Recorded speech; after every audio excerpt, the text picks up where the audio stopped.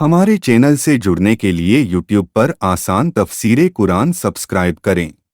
الصلاة والسلام علیک یا رسول اللہ، الصلاة والسلام علیک یا حبیب اللہ، الصلاة والسلام علیک یا نور اللہ صلی اللہ تعالی علیہ وسلم۔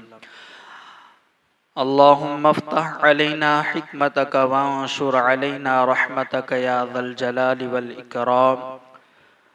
اعوذ باللہ من الشیطان الرجیم، بسم اللہ الرحمن الرحیم۔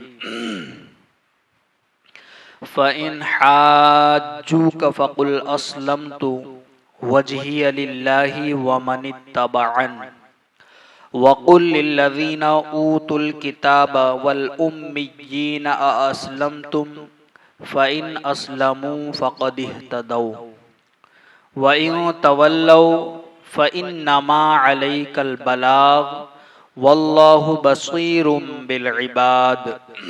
صدق اللہ العظیم۔ حضرات محترم، میں نے جس آیت کریمہ کو تلاوت کیا ہے وہ پارہ نمبر 3 سورہ آل عمران کی آیت نمبر 20 ہے۔ اس آیت سے پہلے آیت نمبر 19 کے اندر ان الدین عند اللہ الاسلام کے تعلق سے ہم یہ سن چکے کہ اللہ رب العزت کے نزدیک دین صرف اسلام ہے، یعنی سچا دین دین اسلام ہے۔ اس دنیا کے اندر ہزاروں دین ہیں، ہزاروں دینوں کے ماننے والے ہیں، مگر دین اللہ کے نزدیک ہے وہ کون سا ہے؟ صرف دین اسلام ہے۔ سچا مذہب صرف دین اسلام ہے۔ اس کے باوجود ہم یہ بھی سن چکے ہیں کہ سرکار دو عالم صلی اللہ علیہ وسلم نے جب آپ نے اپنے زمانے کی یہود و نصارہ کو دین اسلام کی دعوت پیش کی تو وہ یہود و نصارہ علم رکھنے کے باوجود وہ جو یہ جانتے تھے کہ سرکار دو عالم صلی اللہ علیہ وسلم جو دین لے کر آئے ہیں دین اسلام، یہی سچا دین ہے، اور حضور کے نبی برحق ہونے پر، سچا نبی ہونے پر انہیں اپنی آسمانی کتابوں میں بشارتیں مل چکی تھی۔ وہ یہ جان چکے تھے کہ یہی نبی ہیں، نبی برحق ہے، نبی آخر الزماں ہیں، جو یہ دعوت دے رہے ہیں جس دین کی وہ دین سچا دین ہے، مگر صرف اس وجہ سے، حسد کی وجہ سے، بغض، عناد، دشمنی کی وجہ سے، وہ یہ کہ یہ نبی ہماری قوم میں پیدا کیوں نہیں ہوئے، یہ قریش کے اندر پیدا کیوں ہوئے، ہم اہل کتاب ہے، قریش جو جاہل ہے، ان پڑھ لوگ ہیں، ان کے مطابق وہ یہ کہتے تھے کہ ان میں وہ نبی پیدا کیوں ہوئے، ہم میں پیدا کیوں نہیں ہوئے۔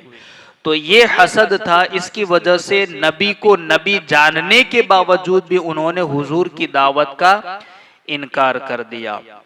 تو اس پر یہ آیت کریمہ آپ دیکھیں کہ اللہ رب العزت ارشاد فرماتا ہے فَإِنْ حَاجُّوكَ فَقُلْ أَسْلَمْتُ وَجْهِيَ لِلَّهِ وَمَنِ اتَّبَعَنِ، کہ پھر اے حبیب اگر وہ تم سے جھگڑا کریں تو تم فرما دو کیا؟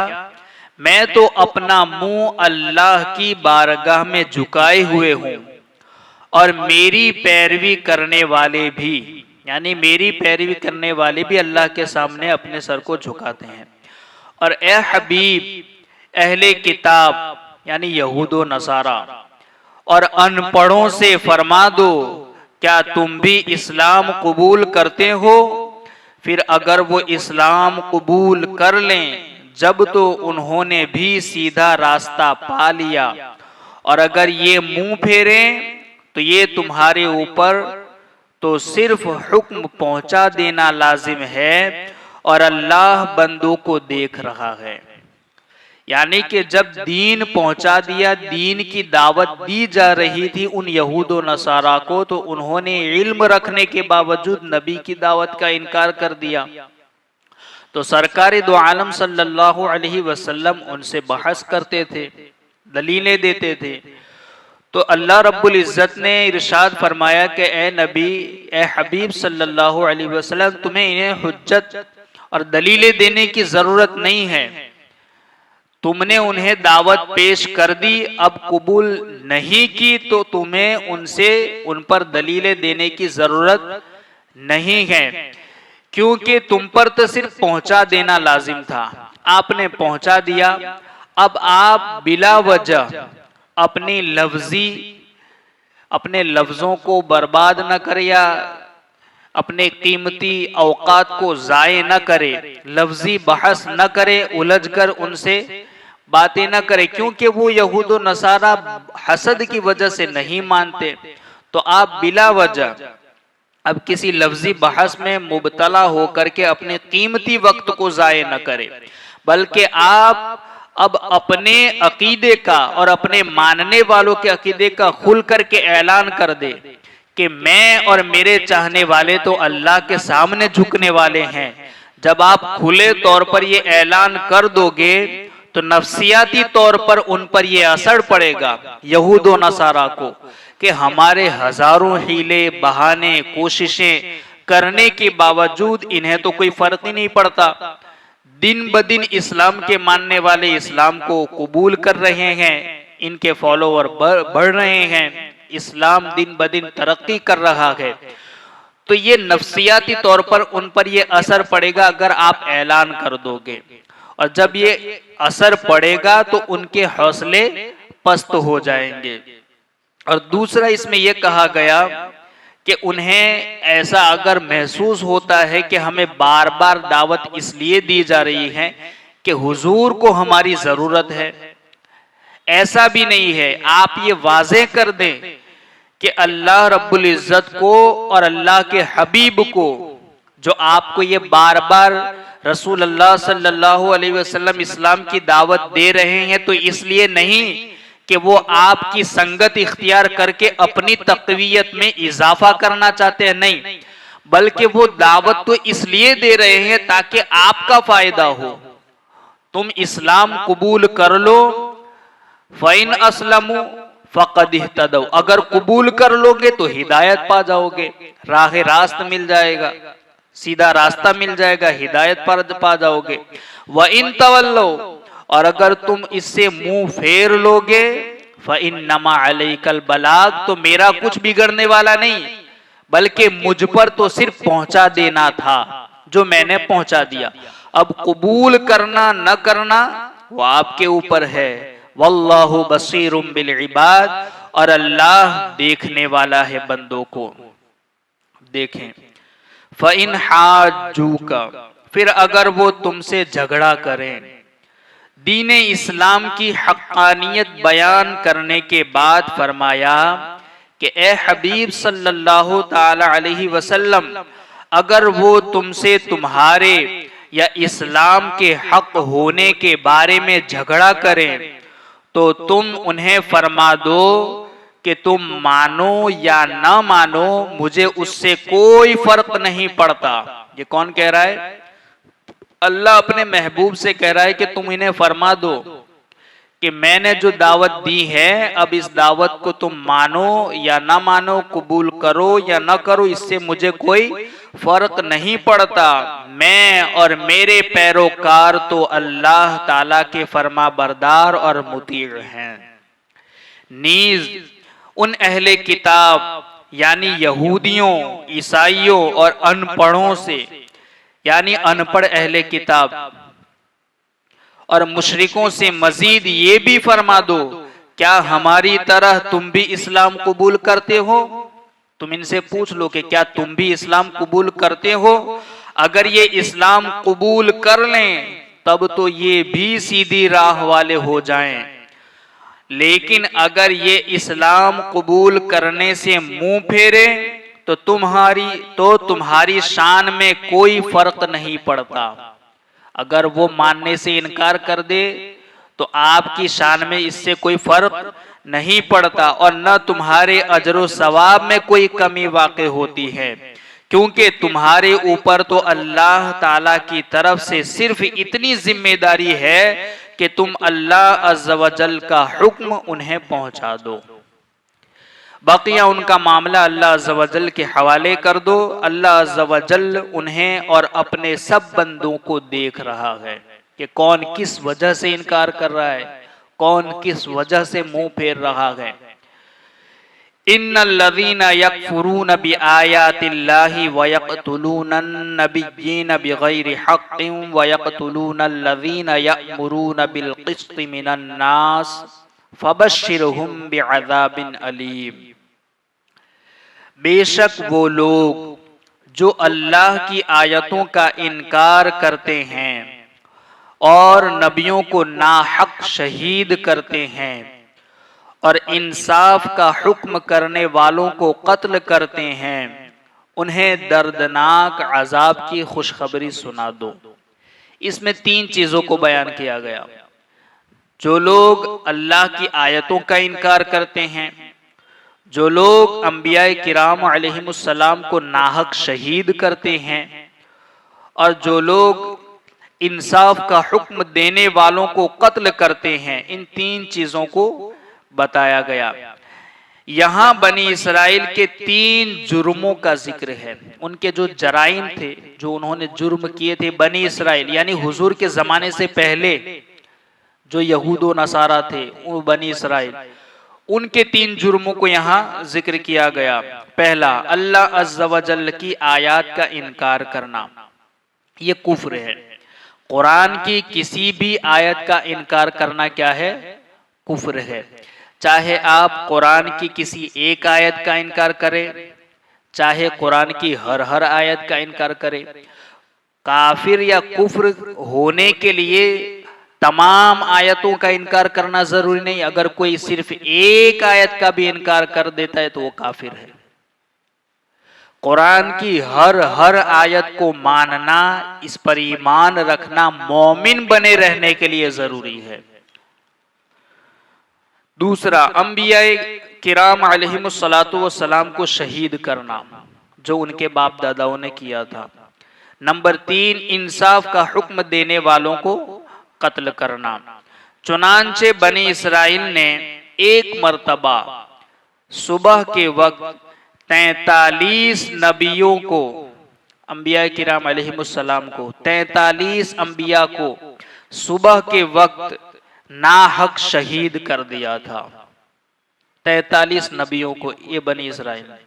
پھر جب ان میں سے 112 عابدوں نے اٹھ کر انہیں نیکیوں کا حکم دیا، یعنی کہ پھر جو ان میں ایسے بھی تھے جو ماننے والے تھے، عبادت کرنے والے، ایسے لوگوں نے انہیں ان کی غلطی پر احساس دلانے کی کوشش کی کہ تم نے یہ بڑا جرم کیا ہے، اور انہیں نیکیوں کی طرف بلایا، تو ان 112 عابدوں کو جو انہوں نے نیکیوں کی طرف بلایا، ایسے 112 عابدوں کو بھی اسی روز شام کو پھر قتل کر دیا۔ جنہوں نے نیکیوں کی طرف بلایا، ایسے نیک لوگوں کو بھی انہوں نے اسی شام کو قتل کر دیا۔ اس آیت میں نبی کریم صلی اللہ علیہ وسلم کے زمانے کے یہودیوں کی مذمت اس لیے ہے کہ وہ اپنے آباء و اجداد کے ایسے بدترین فعل سے راضی تھے۔ یہ یہود و نصارہ حضور کے زمانے کے نہیں، بلکہ حضور کے زمانے میں جو یہودی تھے یا نصرانی تھے، وہ لوگ اس فعل کی تائید کرتے تھے، اپنے آباء و اجداد اس کام کی تائید کرتے تھے۔ اور یہودی تو اسلام کے ایسے دشمن ہیں کہ اگر ان کا بس چلے تو اس روئے زمین سے تمام مسلمانوں کو ختم کر دے۔ ان کی ناپاک سازشوں کا، بلکہ ان کا غصہ تو ہے، یہ قاتلین اگرچہ حضور کے ان یہودیوں کی سرکشی اور زیادتی کا عالم تو یہ تھا کہ صرف 1 گھنٹے میں یہ جو نبیوں کے انہوں نے 43 نبیوں کو جو قتل کیا تھا، وہ وقت صرف 1 گھنٹے کا تھا۔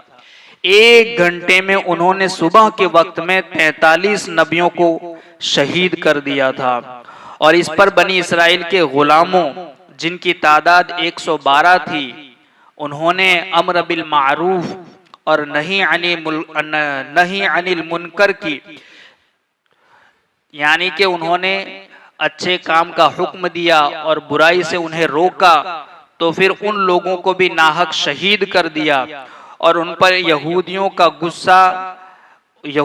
غصہ آ گیا، اور اسی دن کی شام کو ان سب کو بھی پھر شہید کر دیا۔ بلکہ ان کا معاملہ تو یہ ہے کہ جو غزوہ خیبر ہوا تھا، انہوں نے حضور صلی اللہ، جو حضور کے زمانے کے بھی یہودی تھے، وہ بھی حضور کو شہید کرنا چاہتے تھے، وہ مسلمانوں کو مٹانا چاہتے تھے۔ انہوں نے بڑی سازشیں رچی، پلاننگ بھی کی، اور غزوہ خیبر میں نبی کریم صلی اللہ علیہ وسلم کو زہر بھی دیا تھا ان کی تدبیر کے مطابق۔ مگر ایسے ہی مومنین پر بھی ہمیشہ ان کی آنکھوں کا کانٹا رہے، یعنی کہ یہ ہمیشہ مومنین ان کی آنکھوں کا کانٹا رہے ہیں، اور وہ مومنوں کو مٹانا چاہتے ہیں۔ لہذا سارے ایمان والوں کو شہید کر دینے کی آرزو بھی ان کے دلوں میں ہمیشہ رہی۔ اگر رب کریم اپنی عصمت اور اپنے فضل و کرم سے ان کی حفاظت نہ فرماتا، پھر تو وہ لوگ اپنے ناپاک عزائم میں کامیاب ہو جاتے، یعنی جو انہوں نے سازشیں رچی تھی اسلام کو مٹانے کی، حضور کو شہید کر دینے کی، اس سے پہلے وہ نبیوں کو قتل کر چکے تھے، شہید کر چکے تھے، حضور کو بھی وہ اسی طرح شہید کرنا چاہتے تھے۔ بلکہ اسلام ہمیشہ ان کی نگاہوں میں کانٹا رہا ہے، انہیں کھٹکتا رہا ہے۔ اور آج ہم آئے دن دیکھ رہے ہیں مسجد اقصیٰ کے اوپر یہودیوں کا ظلم، اور فلسطینیوں پر بالخصوص انہوں نے جو ظلم ڈھائے ہوئے ہیں۔ اگر یہ ملکی یا سرحدی لڑائی ہوتی تو کوئی ہاسپٹل کے اوپر حملے نہ کرتا۔ آج ہاسپٹلوں پر بم گرائے جا رہے ہیں، چھوٹے چھوٹے بچوں کو شہید کیا جا رہا ہے۔ وہ اسلام کو مٹانا چاہتے ہیں۔ حقیقت بات یہ ہے کہ وہ اسلام کو مٹانا چاہتے ہیں۔ بلکہ ابھی چند سال پہلے، 4-5 سال پہلے کی بات ہے کہ انہوں نے مسلمانوں کی ایک پوری بستی کو نیست و نابود کر دیا، اور وہاں 200 مکان بنائے، اور 200 مکان بنوا کر یہودیوں کو آباد کیا۔ انہیں اسلامی دشمنی پہلے ہی سے ہے، انہوں نے انبیاء کو بھی قتل کیا، شہید کیا تھا، حضور کو بھی انہوں نے زہر دیا تھا، اور یہ پوری دنیا سے اسلام کو مٹانا چاہتے ہیں۔ یہ مسلمانوں کے پکے دشمن ہیں۔ اللہ رب العزت ہم سب کو ان کی ناپاک سازشوں سے محفوظ فرمائے۔ اللہ رب العزت کی بارگاہ میں دعا ہے کہ کہیں سنی باتوں پر ہم سب کو عمل کی توفیق عطا فرمائے۔ اللہم ربنا نور قلوبنا بالقرآن وزین اخلاقنا بالقرآن ونجنا من النار بالقرآن وادخلنا فی الجنة بالقرآن۔ اللہم ارزقنا تلاوت القرآن، اللہم اہدنا ہدایت القرآن، اللہم ربنا آتنا شفاعت القرآن۔ وصلی اللہ تعالی علی خیر خلقہ ونور عرشہ محمد وعلی آلہ واصحابہ اجمعین برحمتک یا ارحم الراحمین۔